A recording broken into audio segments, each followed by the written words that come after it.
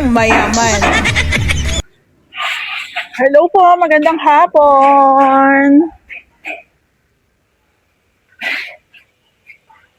Ito po yung project namin sa Sotera na linis na lang tapos konting retouch. So, dumako muna tayo dito sa may gilid.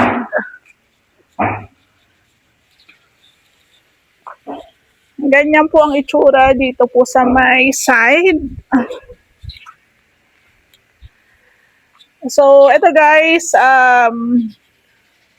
sabi ko nga po sa inyo, napaka-importante ng waterproofing. So, ito, nilagyan ng Plexiband, tapos primer. Ayan. Acrotex primer po yata nilagyan. So, kahit dito po sa kabilang pader at magiging side na po dito sa kabilang side, sa kabilang bahay, kailangan pa rin po natin i-finish yung ditong side na to. Kasi may mga nakikita kong gawa na palibasa sa kabilang side na siya nakaharap. Hindi na siya pinifinish. So, nandito kami ni Ray. May mga inaasikaso pong mga bagong project. So, update pa rin po tayo dito sa patapos na. So, dito nga po pala talagang pangmayaman talaga dito. Literal na pangmayaman. Kasi tingnan niya, meron silang solar. O, di ba? Laki ng battery, di ba? So, no idea ako kung magkano inabot kasi may-ari po ang nagpa-install niyan. So, tingnan niyo, may mga CCTV. So, no idea ako kung paano yung mga connection niyan. So, share ko lang po sa inyo. Ayan, no. So, dito kila ma'am, nasa 1 meter lang po yata ang space nila dito sa may harap. Pero pagdating po sa may extension, ayan nga, malaki siya. So, since ang linis pababa na, lahat po ng mga materials at saka iba pong mga equipments, dito na po natin siya nilagay. So, kung mapapansin nyo, meron tayong mga screen, mga aluminum works. Ayan, kay tatay yan. I-install po nila yan once natapos na po yung ating cabinet. So, dito muna tayo bago tayo pumasok sa loob. So, dito, garage area siya. Ayan, kasyang-kasya naman yung sasakyan dito ni Sir. Sa dulo na part, meron tayong laundry area. Ayan. So, ang laundry area natin, compose siya. Nang ganito lang naman, maliit lang siguro mga 2 by 2 meters lang po ata to. Wala pa nga ata. Tapos, may part siya na naka-tiles. May part siya na may pintura. Tapos, naglagay tayo dito ng sukalo. So, ang purpose nito, pwedeng laundry, pwedeng kung may mga alaga tayong dogs, cat, pwede po natin silang paliguan dito. Na yung tubig hindi na po aabot dito. So, nagpasadya rin po si ma'am ng pangmayaman na built-in cabinet, lagyan na ng mga pangmayamang sabon, etc. So, di ba, aluminum ang preferred nila. So, dito meron tayong 2 pin lights lang. Ayan. So, naging suggestion namin yung ibang part po ng wall is naka-tiles kasi syempre, wet area yan. So, meron tayong owning, sliding pala to. So, para meron pa rin tayong ventilation. So, ito yung back door. So, lahat po ng pinto customized. Tapos, meron din siyang smart lock. So, dito sa back door, andito po yung ating kitchen area. Ayan. So, ito yung sinasabi ko sa inyo na binago namin, in-edit namin to eh. Pina-edit. Kasi nga po, pagdating sa pag-flooring, bumaba yung aming countertop. So, medyo nagkaroon kami ng konting, edit dyan. So, standard pa rin. I think, ang standard po kasi height neto is 85, pero I think nasa 87, 80. Lagpas po yata ng 85 to. So, mas mataas, mas maganda. Kung matatangkad naman kayo, mas okay po yun. So, dito, wala kaming cabinets na gagawin kasi ang prepared ng may-ari is aluminum. So, si tatay na po ang gumagawa nun. Up and down, medyo malawak, mahaba, hanggang baba. So, dito yung ating sink, dito yung ating built-in. Ayan. Nasa inyo kung gusto niyo ng built-in, nasa inyo po kung gusto niyo ng gas range, bahala kayo kung anong gusto niyo. So, dito, ayan din po kasi ang kagandahan ng built-in, hindi matakaw sa space. Pero sabi ko nga, kanya-kanya tayong gusto. So, pwede naman yon. So, lahat po ng parte ng bahay kisame, naka-PVC panel, sa labas, metal spandrel. Ayan. So, sa baba, meron tayong bathroom. Ito yung dati, pinaganda lang, naglinis lang ako ng bahagya. Bahala na silang magtuloy kasi yung part na mataas hindi ko na po abot. Pati yung ceiling kasi pupunasan din siya. So, may ibang part lang po ako nilinis dyan. Ayan, kaya medyo basa-basa pa siya dyan. So, ako kung tatanungin, mas maganda po yung aluminum na pasadya. Katulad po nito.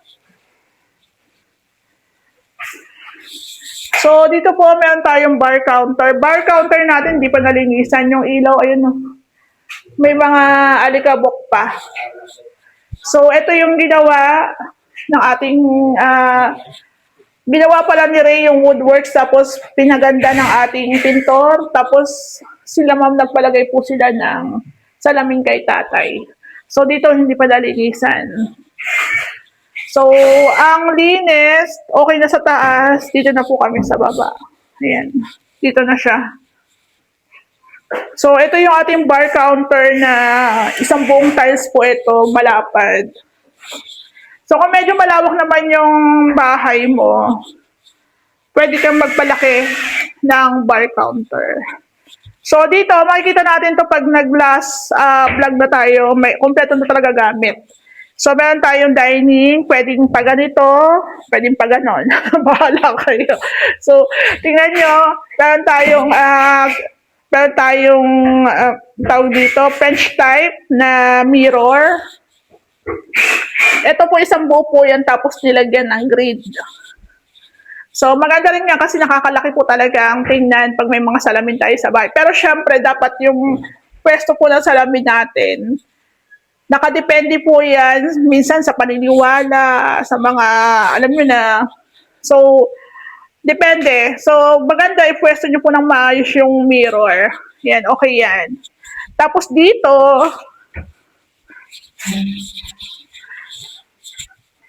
sa ilalim ng hagdan, dati po yan na metal tubular, so buhos na po yan semento. Request ng may-ari, lagyan siya ng storage. So, ang advice nga namin kung let's say pagdating ng Christmas, meron silang ilalatag na Christmas tree, medyo hassle din kasi pag lilikpitin. Saktong-saktong dyan. Tapos dito po sa kabilang side, yung ating TV console naman, na-compose naman siya ng deco stone. Tapos yung gusto ng may-ari na may cabinet din siya, ayan. Kulang pa pala tumam ng handle. 1, 2, 3, 4, 5, 6, 7. 6, 7. So, andito yung ating mga outlets. Outlets po natin, mga ano to, mga universal. So, kahit ganito mapayat or yung pabilog po na plug, ngipin, sakto po yan dyan. So, dito, yan. May mga shelves tayo dito. Tapos meron din tayong CCTV dito. Tapos meron tayong ilaw dito. Ay, ayan, may ilaw din pala tong ating ano. O, diba? Saan ilaw nito? May ilaw pa tayo dito. Ayan. So, dito sa baba, meron kami dalawang resist ceiling.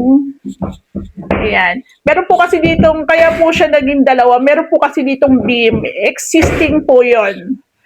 So, hindi naman po natin pwedeng tanggalin yun. Diba? Kaya ang naging diskarte po natin dito, which is meron naman din talaga sa plano, sa design. Ayan, dalawa siya. Tapos yung mga ilaw, syempre, may-ari po ang in charge dyan. Sa mga pin lights, sa TikTok po namin yan in order. Ang gusto na may-ari is square. Ayan. Ayan ang gusto na may-ari. So, depende kasi meron din po kasi niyang bilog, meron din pong square. So, maiba lang. Yan naman ang gusto ni ma'am. So, resist ceiling, naka PVC panels, tapos naka kornisa tayo. So, pagdating po sa mga accessories, tiles, furniture, appliances, solar, may-ari po lahat ang nag-provide. Sa amin mga ano lang more on hardware materials lang po yung sa amin. Tapos dito, meron tayong pasadya, customized na pinto. Nasa 1 meter po ata to. Meron siyang, ayan, yung sa baba. Meron po siyang topper para hindi po uuntog dito or babangga. So, ito po mga lilinisan pa, pupunasan pa. Actually, okay naman na yung pintura, na-retouch na. Pero, yung alikabok kasi syempre, kailangan nating i-turn over ng malinis. So, naka 11 minutes na tayo. Dito pa lang sa baba. So, akit tayo. Dito po sa may pa second floor, tiles po yung ginamit namin dito. So, yun din po yung naging suggest namin sa may-ari. Tapos, ayaw po nila ng may nakabitin na ilaw. Gusto nila dito na lang po sa may side. So, merong nag-comment na hindi daw maganda. Hindi daw maganda. So, kanya-kanya naman po tayong taste. Hindi naman po lahat na nagpapagawa is pare-parehas ng gusto. So, meron tayong mga chine-check din na kailangan i-retouch o punasan. Ito. So, kailangan i-check. Wow! O, di ba? So, dito nga, tingnan nga natin. O, ayan o. O, di ba? Asan ang pangit yan? Di ba?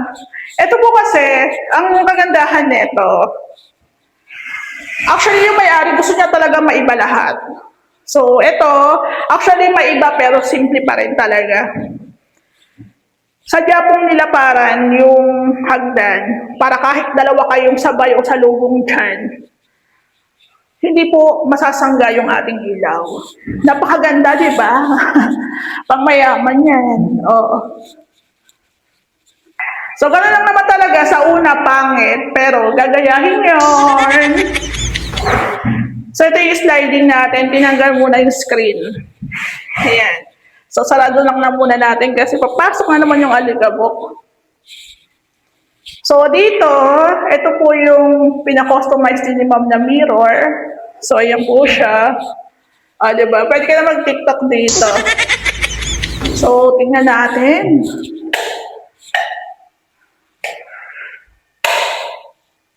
Ayan. Ayan siya. So, may ilaw po yan. So, meron din tayo mga switch dito. Ayan, o, diba? Actually, marami siyang pin lights, pero hindi po yan lahat magsasabay-sabay ng bukas. So, depende. Ayan, meron siya dyan. Tapos dito, meron tayong pangalawang bathroom. Ayan, pangalawang bathroom. Ito. Ito, may hinihintay pa po kami dito, yung shower enclosure nilatay. So, yun na lang naman ang kulang. Kompleto na. Ayan. O, diba? Ang lawak ng bathroom. So, kung malaki ang bahay nyo, malaki space nyo, I suggest na mas maganda kung malaki yung ipagawa nyong bathroom. Ayan. So, dito, meron tayong 3 kwarto. Ayan, o, diba? Yung mga ilaw natin dito, iba-iba po ang switch. Kaya, kahit marami po kayong makitang ilaw dyan, hindi naman po yan sabay-sabay papaganahin ng may-ari. So, depende sa trip nila. Ayan. Tapos ito, 3 kwarto po yan, naka-smart lock. Ay, hindi. I mean, 3 kwarto, yung 2 po naka-smart lock. So, dito, sa gitna, simpleng lang to. Simpleng atake lang siya, ganyan. So, sabi ko nga sa inyo, talagang literal na pangmayaman dito. So, dito, doorknob lang po to. Andito yung ating mga, Ayan o. So, pwesto pa po yan. I think sa IKEA po yata yan in order. Tapos, sila sir na po ang nag-assemble. So, mag-alatag pa yan ng mga ano. Tingnan nyo naman talaga, oh. So, ito ang gusto ng may-ari. Ipakita namin to na tapos na. Sabi niya, ma'am, may mga gamit po yan. Makikita nyo talaga na, ano, kompletos, recados. Tapos, ito nga po pala, may kulay na to eh. Kaso, gusto ni sir, yung parang natural look. Ayan. So, Doco varnish po ang ginawa dyan. So, ang kulay po ng ating wall is, ano to, bridal white. Tapos yung baseboard paint natin, tsaka yung cornisa po natin is, ano yan, light beige ng rain or shine. So, magandang combination. So, malaki yung space nila dun, di ba? Meron pa silang parang family room dyan. So, bahala na sila kung ano mga ilalatag. Pero, yung imagination na may-ari, ito na yon. Ito na yon. After 7 months, ito-turn over na po namin to. Pero syempre sabi ko nga medyo matrabaho rin po talaga yung paglilinis, hindi rin talaga biro. Tsaka kahit tapos na po yung pagpipintura, i-check pa po namin yung mga ibang part dyan kung may mga nagasgas. So, kailangan po namin siyang i-retouch ulit. So, ayun lang. Maraming pong salamat.